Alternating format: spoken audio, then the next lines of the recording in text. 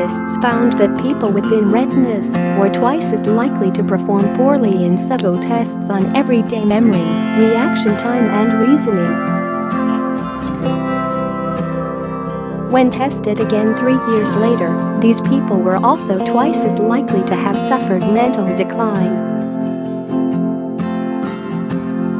Separate research building on the breakthrough findings shows that changes can be tracked and to predict full-blown dementia nearly a decade later.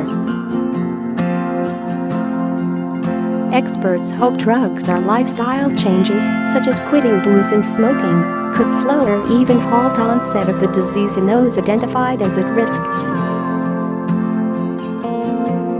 Prof Paul Foster, lead study author, said, "We now know we need to find people at the earliest stages before the brain is irreparably damaged. The hope is that either a drug or lifestyle advice can stop this. The combination of the two studies showing the increased risk, I think, does put it beyond doubt. There is unquestionably a link between changes in the retina and changes in people's mental state."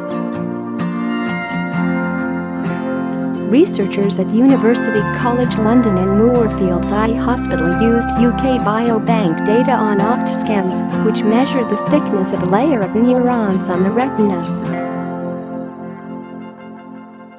The landmark study looked at 32,000 apparently healthy people aged 40 to 69 who had undergone the eye test, available at NHS opticians.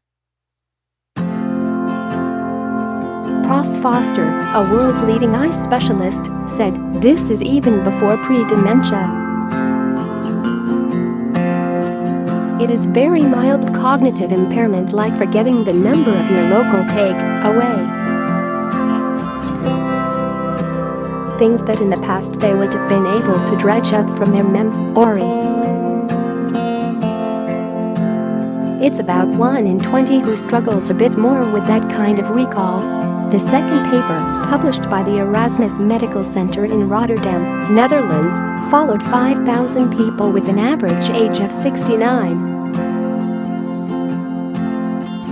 Over 8 years, 86 developed dementia.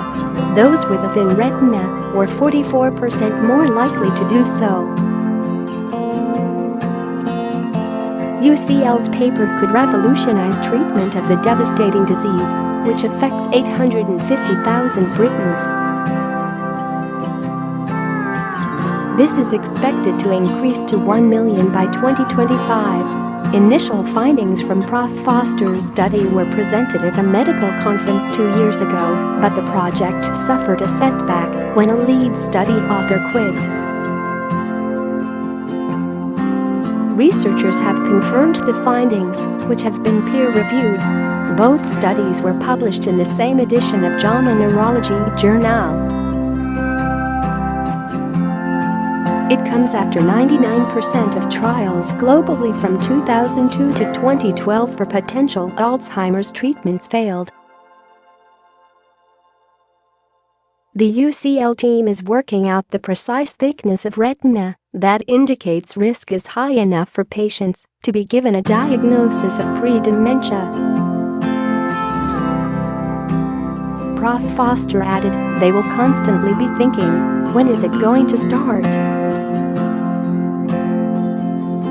We need to find a threshold within the measures we have to indicate, if not cert aim, a very high probability of dementia. Before we can identify people who need to modify their lifestyle or take drugs." Women who had their first period at age 16 were a third more likely to develop dementia than those who began puberty at the average age of 13, a U.S. study of 15,000 women aged 40 to 55 found.